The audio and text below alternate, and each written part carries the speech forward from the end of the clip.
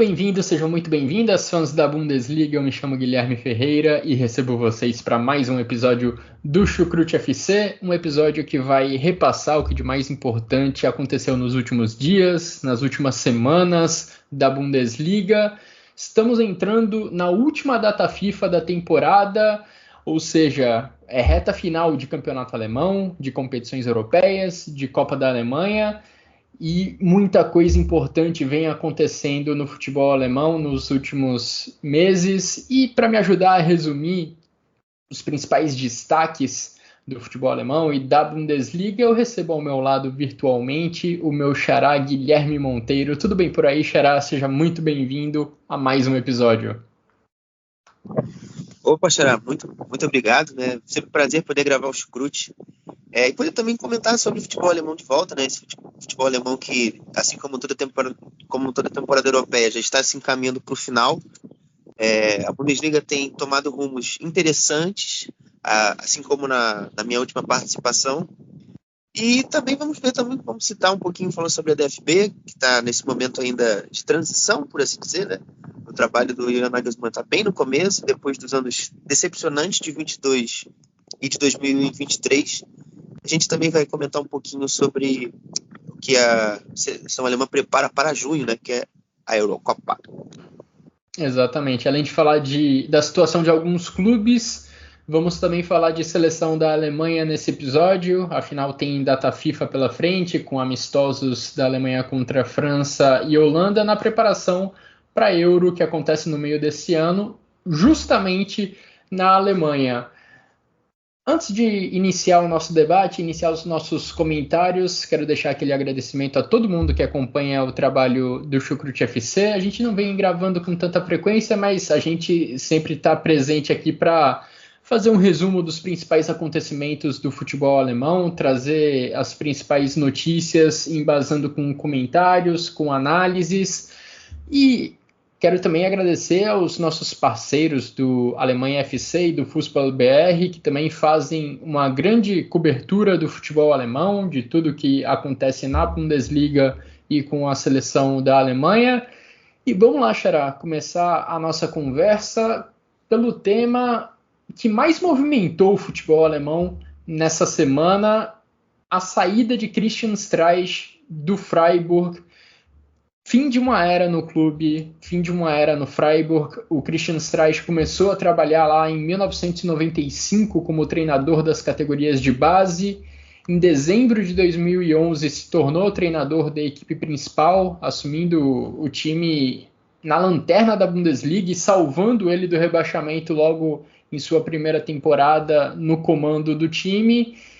E agora, mais de uma década depois, ele anunciou sua despedida, anunciou que a temporada atual será a sua última como treinador do Freiburg, uma despedida que certamente trará ainda capítulos emocionantes nas próximas semanas, porque Christian Streich e Freiburg formaram um vínculo, criaram um vínculo muito forte ao longo dos últimos anos, e vai ser difícil, né, Xará, ver o Freiburg sem ter o Christian Streich na linha lateral a partir da próxima temporada.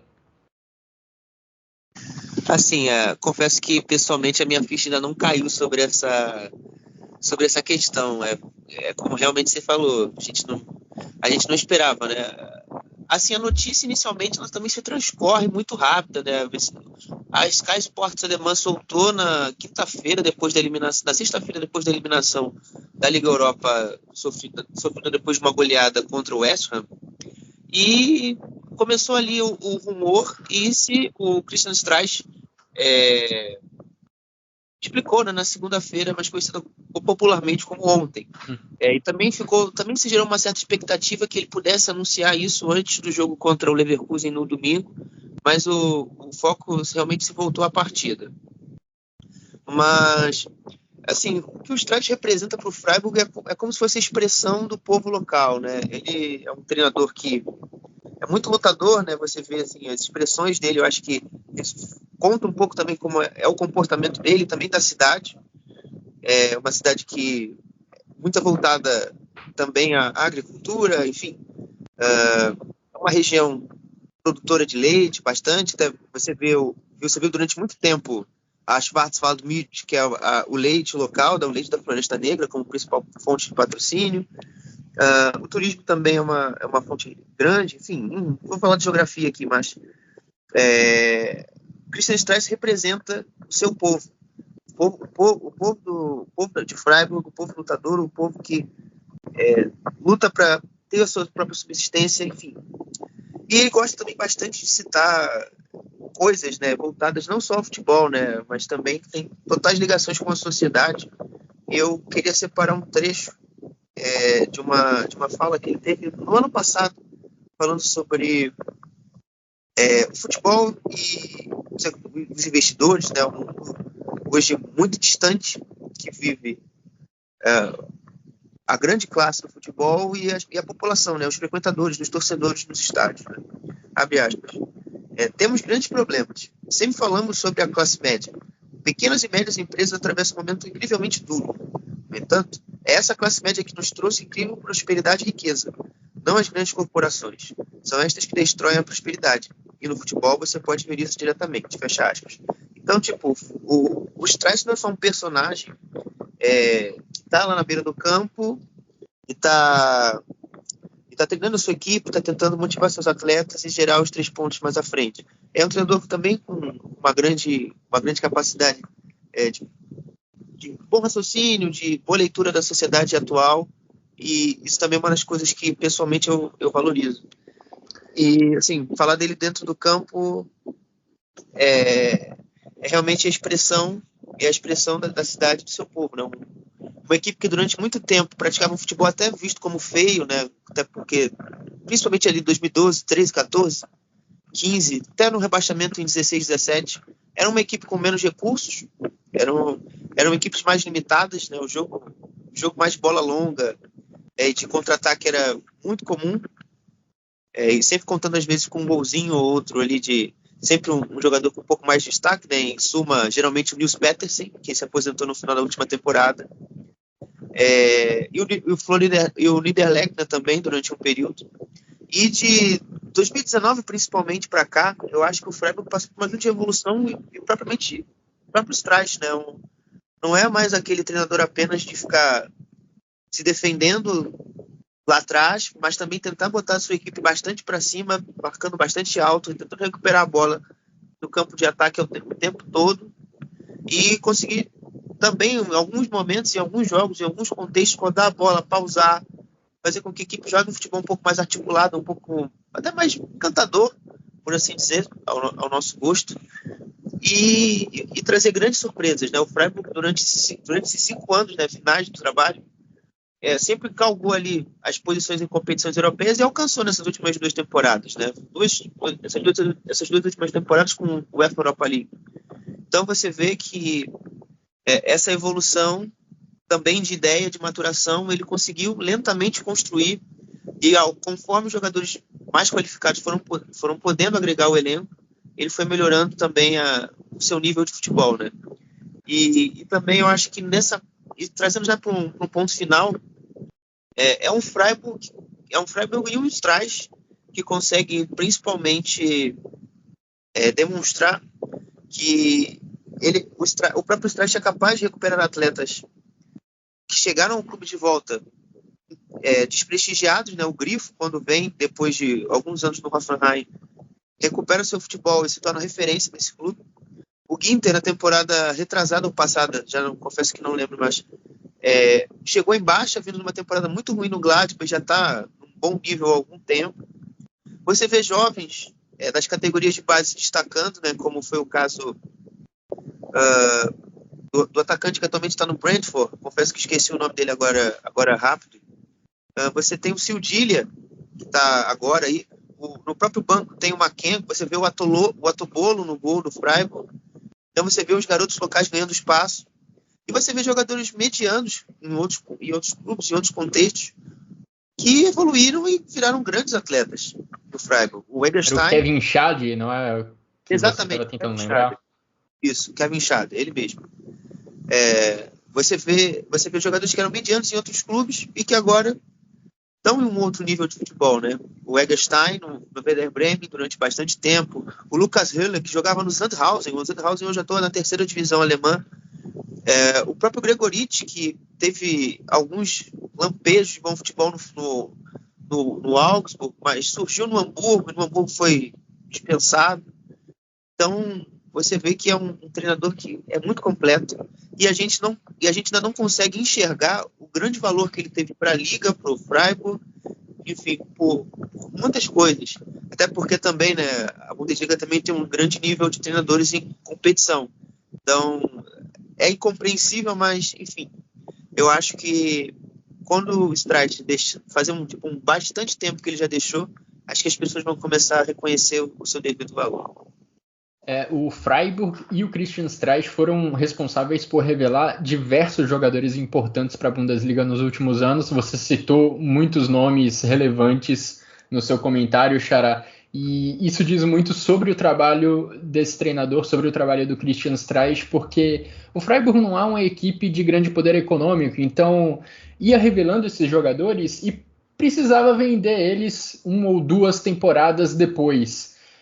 E mesmo assim o Freiburg conseguia se manter num nível competitivo. O Streich mantinha o Freiburg naquela zona de, no mínimo, meio de tabela, mantendo a equipe distante o suficiente da zona de rebaixamento para não passar sufoco e algumas vezes conquistando vagas em competições europeias. O Freiburg, antes do Christian Streich assumir o cargo de treinador, em dezembro de 2011, tinha disputado a segunda divisão por 4 temporadas nesse século. Desde que o Christian Streich assumiu o cargo de treinador, o Freiburg só caiu uma vez, o que é um retrospecto impressionante se a gente comparar com o período anterior que eu citei. E com o Freiburg, com o Christian Streich, o Freiburg disputou a Liga Europa 4 vezes, chegando às oitavas de final em 2 oportunidades, incluindo na atual temporada. E o Freiburg, além disso, também disputou pela primeira vez uma final de Copa da Alemanha sob o comando do Christian Streich. Foi ali na temporada 2021-2022, quando o Freiburg foi derrotado pelo Leipzig na decisão em Berlim. Ou seja, é notável como o Freiburg conseguiu dar um salto de nível de resultados com o Christian Streich no comando. Vai ser muito difícil para o Freiburg virar a página nesse sentido, mas outro ponto que você tocou também gostaria de ressaltar: o Streich não é lembrado só pelos resultados e pelo trabalho na linha lateral do gramado. Ele também é lembrado pelo lado humano e sobre como ele lida com situações extracampo, falando do trato com os jogadores, da relação com os torcedores, da sociedade como um todo, tratando abertamente de temas mais sensíveis e se posicionando de forma muito firme contra posições de extrema-direita sempre que esses temas surgem ou ganham relevância dentro da sociedade alemã. Então o Streich era um cara completo, que era muito bem visto na Bundesliga pelo seu lado humano e também pelos resultados que ele trazia como treinador do Freiburg. Por isso, é uma figura marcante dessa última década de futebol alemão e vai ser complicado para o Freiburg conseguir virar essa página, como eu falei, Xará. E para a gente mudar de tema, teve um outro clube que anunciou uma mudança de comando técnico nos últimos dias. Só que nesse caso, num cenário bem diferente. O Niko Kovac não é mais treinador do Wolfsburg. Niko Kovac, que assumiu o comando da equipe dos Lobos para o início da temporada 2022-2023, mas não conseguiu desenvolver um bom trabalho. Foi derrotado no último final de semana, na rodada mais recente da Bundesliga, pelo Augsburg, uma derrota de virada por 3-1. E ele acabou não resistindo a mais um resultado negativo. Niko Kovac está fora, Xará, e o substituto já foi confirmado, será Ralf Hasenhüttl, que trabalhou pela última vez no Southampton, da Premier League, entre 2018 e 2022, mas que tem um histórico também na Bundesliga, comandando Leipzig e Ingolstadt. Xará, trabalho do Niko Kovac, no final das contas, sai com muito mais pontos negativos do que positivos, bem abaixo daquilo que se esperava para um elenco como o do Wolfsburg. Exato, né? E o mais curioso tudo é que o futebol tem a sua beleza, né? Que tudo poderia ter sido modificado se o Schalke não tivesse perdido um jogo. O Schalke não, perdão, o Wolfsburg tenha perdido um jogo, que foi contra o Hertha Berlim. Você trouxe aí um pouquinho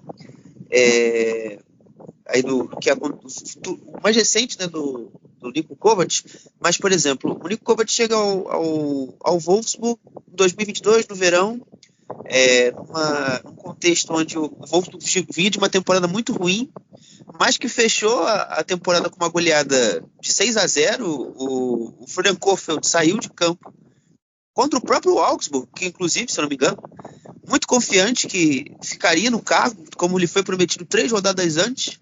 Só que, numa ironia do destino, Marcel Schäfer liga para o Jörg Schmatt, que é a época, e resolve, não vamos ficar com ele. E o Kohfeldt é demitido e o Niko Kovac acaba mais à frente sendo acionado e aceitando o convite, já que ele também já tinha saído do Mônaco há alguns meses. E a primeira temporada, assim, foi uma temporada muito de reconstrução. Foi o Wolfsburg sempre naquele modelo de contratações muito jovens, né? O Kevin Paredes tinha chegado ao clube, o Van de Ven, que já vinha no elenco, também estava em processo ainda de maturação. O Patrick Wimmer veio do Arminia e ele fez um bom primeiro ano, no fim das contas. O Kaminski também vinha do futebol polonês. Então, foi o Frandic também, Bartol Frandic, que hoje joga no Darmstadt. Então, foi um ano inicial de muita reconstrução e ele conseguiu trazer. O período médio da temporada passada foi onde o Wolfsburg teve um crescimento interessante, né, com peças como o Marmouche, que agora está no Eintracht Frankfurt, mas foi uma peça importante, o Lucas Imetia, que não conseguia se manter estável até hoje fisicamente, mas naquela época estava voando, conseguiu marcar alguns gols, e o irmão dele, o Felix Imetia, então nem se fala, conseguiu ter um destaque muito acima, tanto que hoje está no Borussia Dortmund, e ajudou bastante. O Kaminski, que hoje é um reserva, naquela época também estava voando, e a mesma coisa se aplica ao Patrick Wimmer e ao Van de Ven, que até hoje já saiu do clube. Enfim, ele conseguiu manter uma equipe com muita velocidade, muita transição, ao gosto dele, em alguns momentos até com um pouco mais de toques de bola, mas majoritariamente essa equipe mais veloz, usando muitos lados do campo, usando muito a qualidade do Marmouche em definir as jogadas para vencer os jogos. E isso meio que se perdeu, né, nessa temporada, né, uma temporada onde se esperava um salto muito grande e os investimentos foram visando esse salto, né, o Lovro Mager, que foi um pedido pessoal do Kovac, não consegue gerar muita sequência, não conseguiu ainda encantar tanto assim os torcedores. O Václav Černý, que veio do Twente, é também um outro investimento que até agora não se deu tanto resultado assim. O Kaminski, como eu citei, não tem sido tão utilizado e foi um destaque da temporada passada. Então, o que salva a lavoura esse ano do Wolfsburg é o Jonas Wind, que marcou praticamente 25% dos gols do Wolfsburg na temporada, e se ele não marca, praticamente o Wolfsburg não vence. Então, foi um momento final de temporada muito difícil, onde o Wolfsburg já não tinha mais nenhuma base defensiva interessante. Sem o Van de Ven, o Jens até consegue fazer uma boa temporada, como tem feito. Mas, enfim, perdeu as bases sólidas do trabalho, não tem muitos recursos, assim, não apresentou muitas alternativas a essas quedas normais dentro dos jogadores jovens que o Wolfsburg tem no elenco, e sentiu falta talvez também de um melhor momento ali, de fazer com que o trabalho ele pudesse dar um trabalho um pouquinho melhor, no sentido principalmente ali no meio campo, uma equipe que ficou tem o Arno, tem o Gerhardt, mas não é uma grande temporada deles.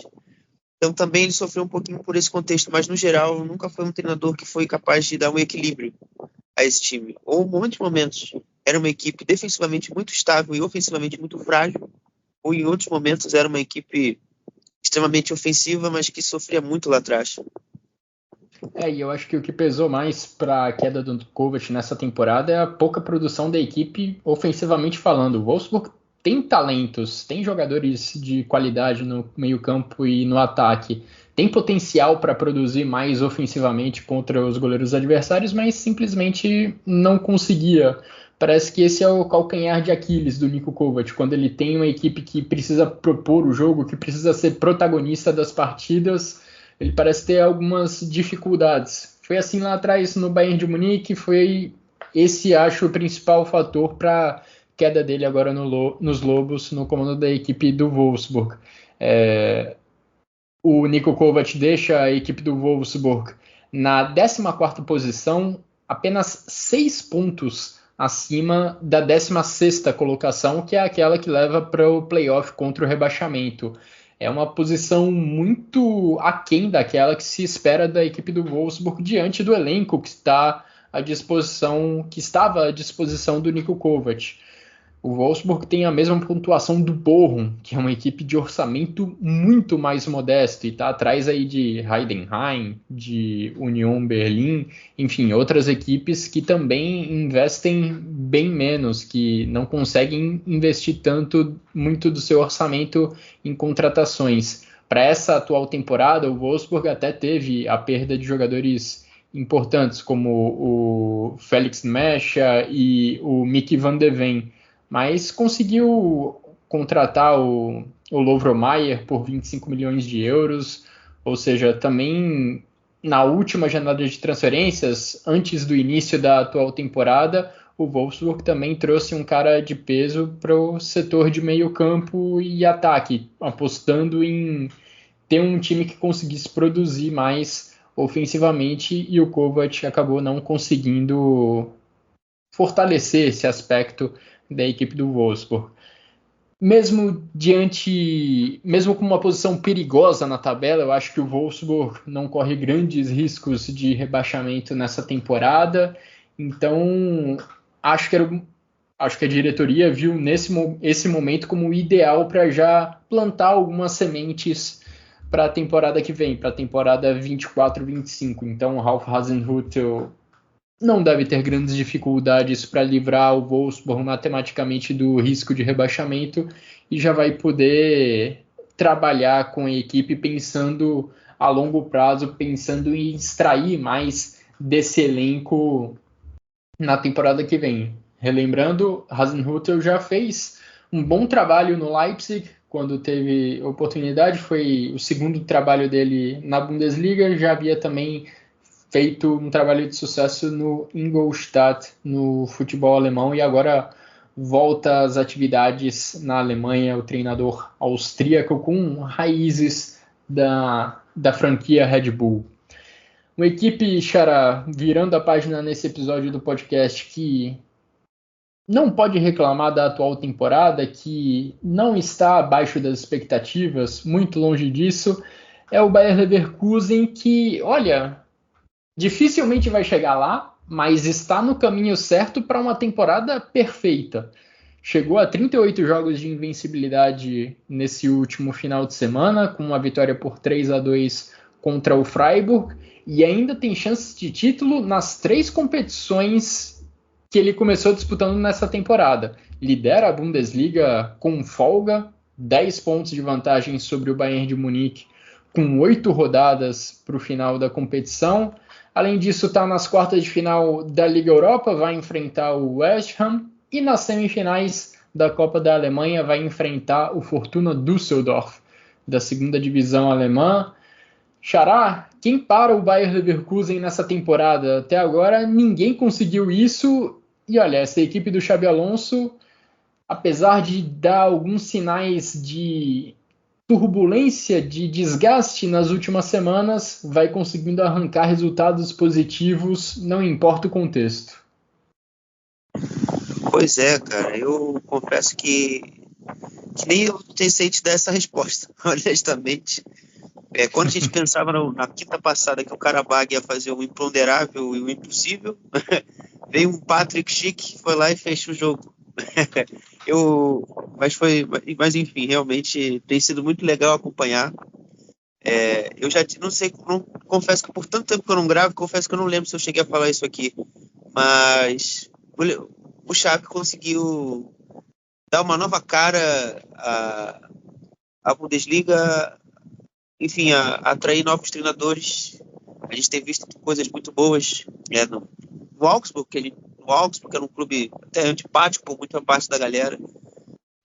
Enfim, tantos outros aí com novos treinadores, com de diferentes nacionalidades. E eu acho que a vitória do Leverkusen vai trazer também essa multiplicidade de estilos, de países, de mais países podendo integrar a família Bundesliga, por assim dizer. E, enfim, vai trazer uma diversidade de ideias mais interessantes ainda para a Liga. Mas se atendo ao Leverkusen, que era a pergunta, cara, assim, eu vi o Leverkusen, assim, o que mais me preocupou, acho que durante a campanha, foi aquele momento em que eu soube da lesão do Boniface, lá em janeiro, durante a Copa Africana de Nações. Porque na minha humilde visão, aquilo ali poderia desmontar completamente o sistema e a engrenagem. Mas eu acho que quando o Leverkusen mais precisou da genialidade do Florian Wirtz, ele está conseguindo sempre se sobrepor às dificuldades. Eu acho que isso é muito importante. Eu acho que esse garoto tem uma personalidade assim muito difícil de você ver outro cara na liga. Talvez só o Pavlovic no Bayern e o próprio Musiala também no Bayern tem uma personalidade do caramba. E saindo um pouco da primeira divisão, trazendo a segunda, o Tiano Zum no Nuremberg. Eu acho que são os 4 moleques assim do futebol alemão que tem muita personalidade e capacidade de decisão assim que poucas vezes a gente vê. E enfim, né? Até porque essa lesão do Boniface apresentou, né, para nós que realmente o Leverkusen teve uma certa dificuldade em jogos, né? Principalmente no início do ano, contra o Augsburg, que foi uma vitória suada, contra o Leipzig também, que foi outra vitória muito suada, no início de janeiro, que o time já estava também sem ter uma opção, né? O Borja Iglesias chegou na janela de inverno, mas confesso que o que o Borja Iglesias tem apresentado tem sido o que eu esperava. Era um jogador muito limitado tecnicamente. Eu confesso que não entendi esse movimento quando o Leverkusen fez, quando o Simon Rolfs optou por ter ele no elenco. E o Xabi ainda penando, né, para encontrar esse substituto, porque o Schick também não é mais o Schick do Leipzig. E mesmo assim, né, como eu disse, o Wirtz foi carregando esse time, né? Mas também tenho que dar ressalva para o Ezequiel Palacios, tem feito também uma grande temporada, e sem contar os alas, né, o Grimaldo e o Frimpong, que quando também mais precisaram de mais gols e mais participações e assistências, eles têm agregado, têm dado a resposta necessária para o Leverkusen sair dos problemas que o jogo cria para eles, e eles têm conseguido reverter muito bem. E, enfim, voltando a essa ideia que eu dizia do Boniface, a minha discussão sobre isso é porque são jogadores de perfil um pouco diferente. Eu acho que principalmente o Borja Iglesias é um jogador que tem a estatura física, tem o físico muito também forte, mas não é um jogador que tem a mesma potência e a mesma técnica para replicar aquilo que o Boniface faz. E o Schick, para mim, tecnicamente é limitado. E também não tem tanta explosão em relação ao Boniface. Então isso fica muito claro quando a gente vê o jogo, né? Às vezes a bola bate e volta no ataque, muito também por conta disso, né? Dessa debilidade um pouco abaixo desses outros dois em relação ao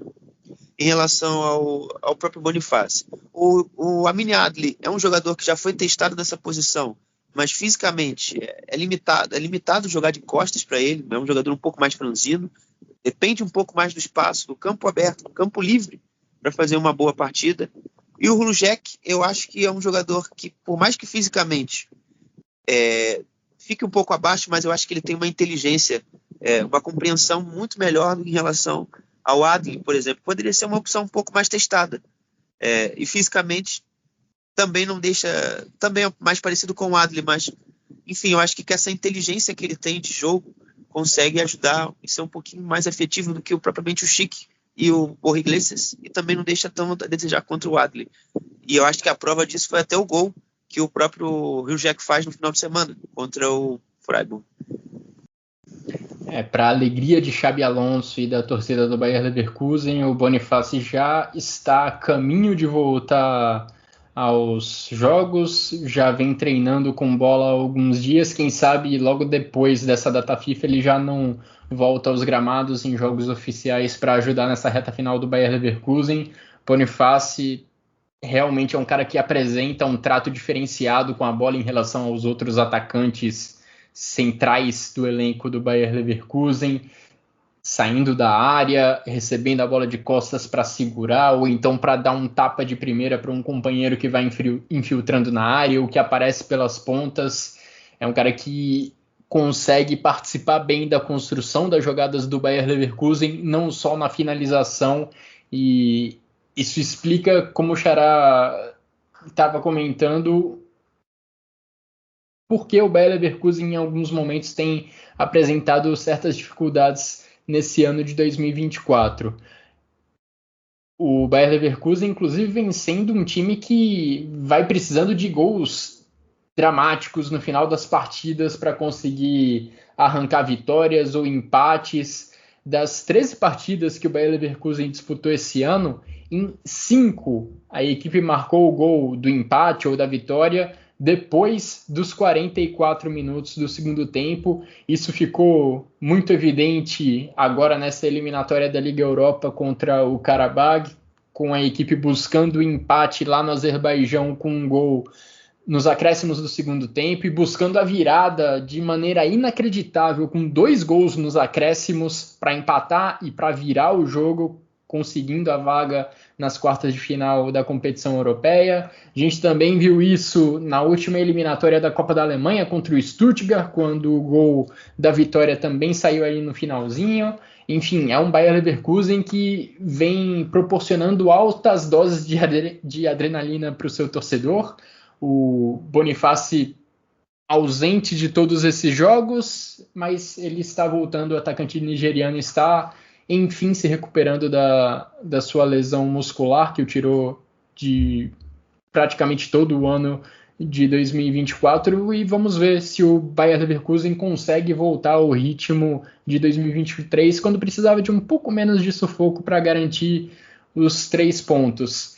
E olha, Bayer Leverkusen, vamos lembrar, ainda invicto na temporada, nenhum time na história da Bundesliga conseguiu finalizar o campeonato sem derrotas. O time que chegou mais longe, que teve uma sequência invicta tão longa desde o início do campeonato, foi o Bayern de Munique da temporada 2013-2014, comandado por Pep Guardiola, que só perdeu pela primeira vez na 29ª rodada e terminou a competição com 2 derrotas naquela oportunidade. O Bayer Leverkusen, com a vitória desse último final de semana contra a equipe do Freiburg, chegou à 26ª rodada sem derrotas, ou seja, já está muito perto desse recorde do Bayern de Munique, e quem sabe não chega a 34, quem sabe não finaliza essa temporada de forma invicta. Seria um negócio espetacular para coroar essa temporada, que ainda pode resultar em outros títulos, afinal a equipe ainda está viva na Liga Europa e na Copa da Alemanha. Lembrando, para finalizar o comentário sobre o Bayer Leverkusen é o único time da Bundesliga que permanece vivo na Copa da Alemanha. A gente tem a incrível história do Saarbrücken, temos também o Kaiserslautern, esses dois vão se enfrentar numa semifinal, e a outra semifinal é entre Bayer Leverkusen e Fortuna Düsseldorf da 2ª divisão. E Xará, para a gente cumprir a nossa promessa lá do início do podcast, hora de falar de seleção da Alemanha, data FIFA chegando. A Alemanha terá pela frente amistosos contra França e Holanda, preparação para a Euro que acontece na Alemanha no meio desse ano, e olha, 6 novidades na última lista antes da convocação definitiva para a Euro, ou seja, Julian Nagelsmann ainda fazendo alguns testes, demonstrando que ainda tem muitas dúvidas para montar a sua lista final para receber a competição em casa. Waldemar Anton do Stuttgart, Jan-Niklas Best do Heidenheim, Maximilian Mittelstadt do Stuttgart, Alexander Pavlovich, do Bayern de Munique, Maximilian Bayer, do Hoffenheim, e Dennis Undav, do Stuttgart. Esses 6 nomes foram convocados pela primeira vez para a seleção principal da Alemanha. Quero saber qual nome te chamou mais atenção, Xará, e se tem algum em especial que você está na expectativa para ver em campo. Olha, acho que a dúvida se atende pelo nome do Stuttgart, né? O Stuttgart que empilhou nomes nessa convocatória. Eu confesso que, assim, e realmente eu acho que o que mais me gera expectativa, acho que são os homens do Stuttgart, né? O Chris Führich, o Valdi Anton, cara, que é um jogador, os dois eu acho pessoalmente, porque são jogadores que eu acompanhei com muito detalhe na segunda divisão, quando eles eram nada. O Valdemar Anton jogou muito tempo no Hannover, muito tempo foi esquecido por lá, mas sempre foi um zagueiro que sempre demonstrou uma qualidade muito grande, que a gente tem visto nessa temporada. E o Chris Führich, que é um jogador que passou pelo Borussia Dortmund 2 durante boa parte da sua carreira, não foi muito aproveitado. O Paderborn trouxe o Balme, atualmente no Hamburgo, revelou para o Paderborn o Lukas Kwasniok, potencializou ele mais ainda, e agora ele no Stuttgart tem feito uma temporada magnífica. Eu acho que esses dois assim, são nomes assim, que afetivamente me geram muita expectativa. E sem contar o Best também, que é outra história fenomenal. Um jogador que há pouco tempo estava jogando terceira divisão, segunda divisão, e também no Borussia Dortmund 2, jogou até a Regionalliga durante bastante tempo, e atualmente tem feito anos brilhantes no Heidenheim, né? Também passou pelo Jan Regensburg antes de ir para o Heidenheim. Também lá já havia feito boas temporadas no Jan. Então é um jogador assim que atingiu o seu auge, já com bastante idade, né? O que para mim não me impressiona, já que a base do Borussia Dortmund é um grande detrator de jogadores de base, né? Eu estou citando esses aí, são alguns citáveis, mas no futuro a gente ainda vai ver outros. Conhecendo bem como tratam os meninos lá do Borussia Dortmund mais à frente. Mas também quero ver a gente não vai conseguir ver o Pavlovic, infelizmente, que é um jogador que há pouco tempo chegou na liga, estreou em dezembro e está encantando a gente. Futebol fantástico, um garoto muito jovem, com muita qualidade, muita inteligência, enfim, muito bacana de vê-lo jogar. É bonito, ele é plástico, eu gosto de ver. E sem dúvida, também Infelizmente o Pavlovic, por causa de uma crise. amidalite, né, um negócio, enfim, tão Exato. banal, não vai poder jogar esses amistosos. Foi convocado pela primeira vez, mas não vai poder estrear. E um Davi, né? Acho que esse então é a história mais aleatória dessa convocatória, porque há 5 anos ele estava jogando bola pelo SV Meppen, um time que hoje joga na Liga Regional, e chegou a brilhar na Bélgica, foi esquecido na Inglaterra e voltou para o Stuttgart e está jogando um bolão. E, enfim, é um jogador que eu acho que é até mais interessante que o Fulcrum tecnicamente. Eu acho que pode agradar muito mais visualmente a gente assistindo os jogos, mas vai gerar também muito mais gols. É um jogador um pouco melhor, como eu disse, tecnicamente. E eu acho que, sei lá, em relação ao Fulcrum, eu ainda acho eles um pouco superior. Eu acho que a Alemanha, aos poucos, está conseguindo encontrar esse 9 que ela tanto quis em outras Copas, e ao mesmo tempo também está conseguindo trazer um pouco mais de equilíbrio. A questão defesa, ataque, meio, e questão de pressão de jogadores com capacidade de ser equilibrados, né? Porque sempre se cobra muito da Alemanha, um torcedor em específico, que é uma equipe não ataca demais e sofre muito lá atrás. Eu acho que o Anton é esse zagueiro que é capaz de ser construtivo com a bola no pé, e é um jogador que tem a capacidade de destruir muito bem. Eu acho que traz esse equilíbrio.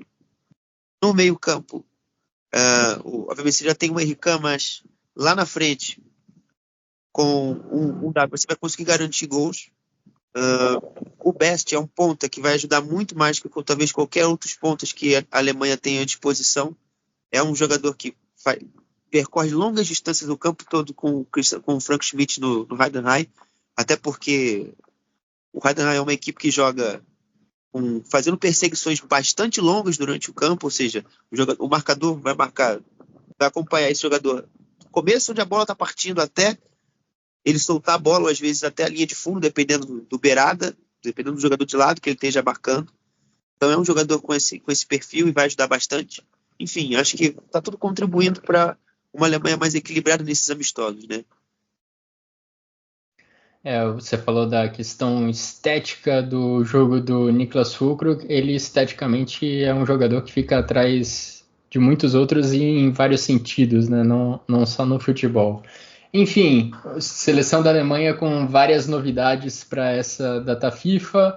Uma delas, que não foi convocado pela primeira vez, longe disso, mas não deixa de ser uma novidade para essa convocação, é o Toni Kroos, meia do Real Madrid, que voltou à seleção da Alemanha. Depois da última Euro, ele havia anunciado a aposentadoria dos jogos internacionais, a aposentadoria dos jogos pela seleção da Alemanha, melhor dizendo, mas voltou atrás nos últimos meses, teve conversas com Julian Nagelsmann e está disposto a ajudar a Alemanha nessa empreitada de fazer bonito, enfim, fazer bonito numa grande competição, algo que já não acontece há um certo tempinho, já há alguns anos, e agora é especial porque vai ser em casa. A Alemanha vai receber a Euro desse ano, tem Escócia, Hungria e Suíça como adversários na fase de grupos, e vai ser uma data FIFA bem interessante para a gente acompanhar quais são as ideias do Julian Nagelsmann para essa competição, até porque ele só tem 4 jogos no currículo pela seleção da Alemanha, um histórico muito curto. Acho que ainda temos muito mais dúvidas do que certezas sobre como ele deve colocar o time em campo, e talvez a principal dúvida seja ali pela lateral esquerda, porque nas 2 primeiras partidas do Nagelsmann como treinador da Alemanha, ele usou o Gosens, Robin Gosens por ali, mas o Gosens, depois de um início fulminante ali no Union Berlin, não conseguiu manter o mesmo nível, não foi nem chamado nessa última convocação. E nos 2 outros jogos do Nagelsmann como treinador da Alemanha, o Kai Havertz foi improvisado com um ala ali pelo lado esquerdo, algo que gerou certa surpresa na Alemanha, em quem acompanha a seleção da Alemanha. E agora, para essa convocação, tem 2 nomes que podem atuar ali pelo setor: o Maximilian Mittelstadt, do Stuttgart, que, enfim, nem vem sendo titular ao longo de toda essa campanha do Stuttgart na Bundesliga, mas é um cara que atua ali pelo lado esquerdo. E um outro nome que pode, quem sabe, atuar por ali é talvez o Jan-Niklas Best, que muita gente especula que pode ser esse cara do lado esquerdo, porque na lista de convocados publicada pela DFB, ele foi listado como defensor, algo que chamou a atenção, porque não é exatamente como defensor que ele atua no Heidenheim, longe disso, mas quem sabe ele vá atuar por esse lado esquerdo um pouco mais defensivo, talvez como um ala. Enfim, são perguntas e descobriremos as respostas para essas perguntas, para essas dúvidas ao longo dos 2 próximos jogos. Quer comentar algo ainda, Xará? Sim, porque o Best, né, ele foi formado inicialmente no Dortmund, lá atrás, como lateral esquerdo. Ele vai para o Werder Bremen depois na carreira e também joga como lateral esquerdo. Então não seria uma posição que ele estaria completamente, como eu posso dizer? Desacostumado, né? Desacostumado, exatamente. Quem sabe o Nagelsmann não vai tirar essa carta da manga para fazer um novo teste, né, para a lateral esquerda, pensando nessa Euro. Enfim, falamos já sobre esses nomes novos, essas novidades da Alemanha. Teremos 2 jogos bem interessantes para ver esses nomes sendo testados em campo. E agora, Xará, para a gente entrar na reta final do nosso podcast, vamos fazer um resumo de segunda divisão da Bundesliga e de Frauen-Bundesliga. Primeiro, eu gostaria que você passasse para a gente os principais acontecimentos da segunda divisão da Bundesliga. Coisa linda, maravilhosa. Porra, saudade de falar dela. Bom, então, acho que falando até um pouquinho mais longo, mas assim, aconteceram muitas coisas. Inegavelmente aconteceram muitas coisas. O Kaiserslautern, acho que é um ponto interessante a gente falar, porque é um clube que está na semifinal da DFB Pokal, também muito por conta do seu próprio chaveamento, um pouco mais tranquilo, por assim dizer. E consegui, trocando de técnico, passando por uma crise interna muito grande. Thomas Engen ameaçado no cargo durante algum período da temporada, pelas escolhas, né? O Dirk Schuster, que era o treinador no início da temporada, foi demitido. Veio o Dimitris Gramosis, foi demitido. Durou apenas 6 jogos. E agora tem o Fred Finkel, um treinador que muita gente conhece, né? Está vindo para ser novamente um bombeiro depois de 3 anos fora de clubes. Ele em 2021 treinou o Colônia e salvou a equipe da segunda divisão naqueles playoffs contra o Holstein Kiel. E, por enquanto, tem conseguido uma missão interessante, cumprir bem esse desejo da diretoria do Kaiserslautern. Em 3 jogos, ele conseguiu 2 vitórias contra o Osnabrück, um concorrente direto contra o rebaixamento. E uma vitória também contra o Hansa Rostock, outro concorrente direto ao rebaixamento. E no último jogo conseguiu um empate. Um empate em 1-1 contra o Hannover fora de casa. Uma equipe que está disputando lá em cima e lutando pelos playoffs, pelo menos. Já no lado oposto da tabela, o Furt é uma equipe que eu elogiei na primeira metade da temporada, mas que veio em declínio. O Furt não ganha há bastante jogos, nos últimos 7 jogos, pelo menos. O Furt só venceu o clássico contra o Nuremberg. Então, é um momento muito complicado para Alexander Zorniger e a sua equipe.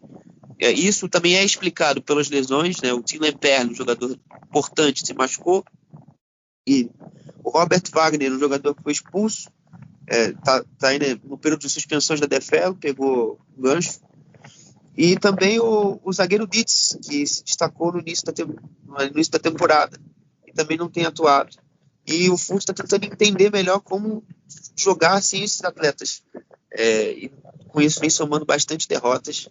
E os únicos pontos positivos desse momento tem sido o Armindo Zi, que foi até convocado para a Alemanha Sub-20, da seleção do Antônio de Salvo. E, obviamente, o Brani Higrota, que é o capitão, o grande ídolo e referência técnica desse Greuther Fürth na temporada como um todo. O Hamburgo também é um time importante a gente destacar. O Hamburgo demitiu o Tim Walter depois de longos 3 anos, né? O treinador que da segunda divisão, desde que o Hamburgo chegou, durou mais tempo. Foi demitido já no início de fevereiro e o Stefan Baumgart foi contratado e também não tem sido um período fácil para o Baumi. Nesses jogos iniciais ele estreou com uma vitória contra o Elversberg, depois perdeu surpreendentemente fora de casa para o Osnabrück e fez o seu outro jogo agora contra a equipe do Wien Wiesbaden, que ganhou o jogo de 3-0. Então, e o mais curioso disso tudo é que durante esse período desse intervalo de semana entre a derrota do Osnabrück e a vitória contra a equipe do Wien Wiesbaden, o Baumi corria risco de demissão. Isso é que é o mais louco, porque o desespero pelo acesso em Hamburgo é algo muito grande. O clube não aguenta, os torcedores não aguentam e nem a diretoria aguenta mais um ano na segunda divisão. Então isso chegou a ser cogitado. Inclusive até pipocou na imprensa com essa demissão do Nico Kovac. O Baumi substituir o Nico Kovac no Wolfsburg, mas obviamente isso não aconteceu. E ele conseguiu trazer um pouco mais de paz com essa vitória no final de semana. Outro ponto importante que eu destacaria é o momento do Karlsruhe, sem sombra de dúvida. É um time que não só porque goleou de 7-0 nesse final de semana o Magdeburg, mas é uma equipe que vem colecionando bons resultados há pelo menos 2 meses, né? Desde dezembro. A equipe do Karlsruhe só perdeu 2 jogos, que foi contra o Kiel e contra o Braunschweig. Então tem lutado, também brigado pelo acesso. O Budus Ivica tem feito uma boa temporada, um bom atacante. E também o Igor Matanovic, que veio emprestado do Eintracht Frankfurt, tem feito uma boa temporada depois de anos de expectativa, porque ele surge no São Paulo com uma projeção interessante e grande, não consegue corresponder no seu empréstimo na temporada passada, e é emprestado ao Karlsruhe também com muita expectativa e tem conseguido atender. Então é um jogador interessante aí que a segunda divisão revela a Bundesliga novamente. E, obviamente, eu não poderia falar de segunda divisão e não falar do momento de Schalke, porque o Schalke também é outro clube em constante ebulição, né? Na última semana, uma notícia positiva que foi a melhora do balanço financeiro do clube, né? Conseguindo, primeira vez, fechar o ano no azul, depois de 5 anos, com uma receita, um superávit de 6,9 milhões de euros, o que não é muita coisa, dada a dívida milionária que o Schalke tem, mas pelo menos é uma notícia boa depois de derrotas e resultados muito frustrantes que tem sido nessa campanha com o Karel Gerrits à frente da equipe. Nesse final de semana o Schalke foi estraçalhado pelo Hertha Berlim, um jogo que eu pude acompanhar também com bastante atenção, e o Hertha fez 5 gols e poderia ter feito muito mais. É uma campanha antes desse contexto. O Schalke tem apenas o Karaman, o Terode e o Chulinov como uma certa esperança de melhorar os resultados na temporada. Obviamente a garotada, né? O Kabadai tem ganhado bastante minutos, o Edraogo começou bem a temporada, mas agora já fica mais no banco. O Keketop é um jogador também que já apareceu na temporada passada, mas tem jogado novamente com bastante minutos ultimamente, dado esses problemas constantes que o Schalke tem. E também, fora do campo, obviamente, tem o risco da terceira divisão até pela pontuação. O Schalke só está a 3 pontos do primeiro time na zona de rebaixamento direto, que é o Braunschweig. Com 27, o Schalke tem 30. Então, o medo da terceira divisão faz com que Karel Gerrits, é um nome complicado, perdão, fique na berlinda constantemente. Ainda não se fala de demissão de forma tão explícita e clara, mas se fala, sim, de haver essa possibilidade. E, além disso, o Mark Wilmots chegou para dirigir o clube na direção esportiva, já que o Axel Hellmann, foi escolhido para dirigir Mark Herschmann chegou para dirigir a equipe esportivamente no início da temporada, para planejar esse elenco, foi demitido. O Mark Wilmots assumiu como uma grande referência do clube, enfim, trazer um pouco mais de paz para o torcedor, mas também não conseguiu trazer resultados diretos, impactos diretos na gestão. Então, o Ben Manga, que foi um grande personagem no Eintracht Frankfurt tempos atrás, no tempo de gestão de Fred Bobic, da gestão esportiva do futebol, e atualmente está no Watford, e não tem feito um bom trabalho, é um nome muito forte para assumir a gestão esportiva do Schalke a partir da próxima temporada e tentar conduzir esse gigante do futebol alemão aos tempos de glória que a gente se acostumou a conhecer. Então é isso, né? Isso foi um resumão, um apanhado geral que eu tentei fazer da segunda divisão. E só para atualizar a tabela, o São Paulo é o líder com 54 pontos, o Holstein Kiel é o segundo com 49, o Hamburgo tem 44, é o terceiro, e o Hansa Rostock é a equipe que abre a zona de rebaixamento, a zona de playoffs com 28 pontos, e o único óbvio.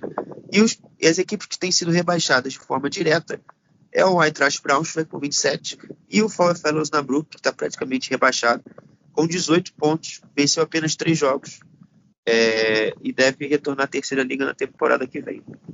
Então é isso, Xará. Foi esse um apanhado da nossa querida segunda divisão. Situação realmente dramática, né, para algumas camisas de peso. No caso do Schalke, ainda mais desesperador, porque envolve briga para não cair para a terceira divisão. E no caso do Hamburgo, que inacreditável, né? Tá sempre na briga, mas parece que sempre no final da segunda divisão, sempre no final da temporada, tem alguns tropeços que acabam impedindo o acesso da equipe para a primeira divisão, que impedem esse retorno à elite do futebol alemão. Dando uma passada rápida também pela Frauen Bundesliga, a primeira divisão do futebol feminino na Alemanha, tivemos uma rodada importantíssima nesse último final de semana, porque tivemos derrota da equipe do Wolfsburg. O Wolfsburg foi derrotado por 2-1 contra o Hoffenheim, e agora o Bayern de Munique está a 4 pontos de vantagem na liderança. O Bayern de Munique se aproveitou desse tropeço da sua concorrente mais próxima, venceu o seu compromisso, goleou o Leipzig por 5-0 e abriu 4 pontos de vantagem na liderança da Frauen Bundesliga. O Wolfsburg tem 38, foi derrotado pelo Hoffenheim, que é o terceiro colocado da classificação, é quem briga pela terceira vaga alemã para a Champions League feminina da próxima temporada. E o Hoffenheim conseguiu cometer esse crime diante das Lobas atrapalhando muito a expectativa de título do Wolfsburg para a próxima nessa temporada. Só que o Wolfsburg ainda tem uma chance de se recuperar, porque já nesse próximo final de semana tem duelo direto, tem Wolfsburg contra Bayern de Munique. Wolfsburg joga em casa e tem a chance de pelo menos cortar para 1 ponto essa diferença para a equipe do Bayern de Munique. Se o Wolfsburg não conseguir vencer, aí sim a coisa fica muito complicada e o Bayern de Munique vai se encaminhar para o título da Frauen-Bundesliga. Como eu falei, o Hoffenheim é o terceiro colocado, com 30 pontos. Está ali numa briga direta com o Eintracht Frankfurt pela terceira colocação, pela terceira vaga alemã para a Champions League. O Frankfurt está a 1 ponto atrás. E lá embaixo, o Duisburg, basicamente rebaixado já. E o Nuremberg é o penúltimo colocado, também numa situação bem complicada para se livrar do rebaixamento. Xará, assim a gente chega ao final dessa edição do Chucrute FC. Falamos de bastante coisa, falamos de Bundesliga masculina, feminina, segunda divisão, seleção da Alemanha. Acho que fizemos um bom resumo dos principais acontecimentos do futebol alemão nos últimos dias e nas últimas semanas.